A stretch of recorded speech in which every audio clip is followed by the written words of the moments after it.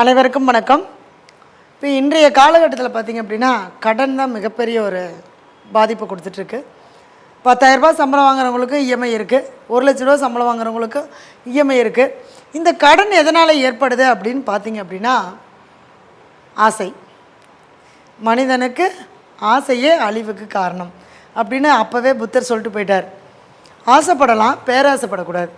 நம்ம பக்கத்து வீட்டுக்காரங்க கார் வாங்கிட்டாங்கன்னா நாமளும் கார் வாங்கலான்னு சொல்லிட்டு என்ன பண்ணுறோன்னா நம்மளுடைய தகுதியையும் வலிமையும் அளவையும் மீறி கடன் வாங்கிடுறோம்.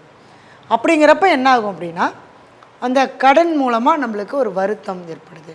இல்லைங்க, நாங்கள் அப்படியெல்லாம் இல்லைங்க, சும்மா ஒரு தொழிலுக்காக வாங்கினோம்.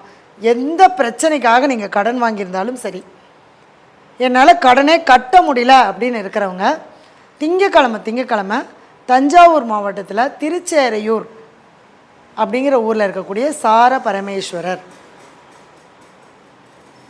திங்கக்கிழமை போகலாம்.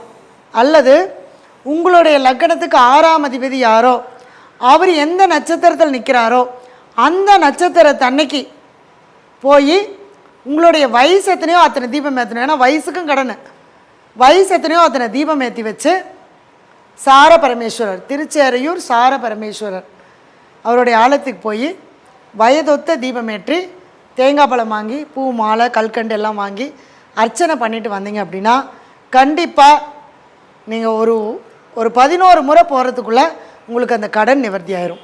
பொதுவாக நம்ம சொல்கிறது திங்கக்கிழமைன்னு சொல்லுவோம்.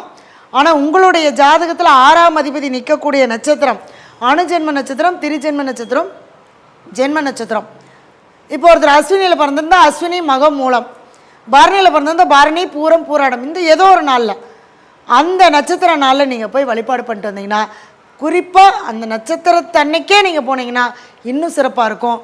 நம்பிக்கையோடு செய்யுங்க, நல்லதே நடக்கும். நன்றி, வணக்கம், வாழ்க வளமுடன்.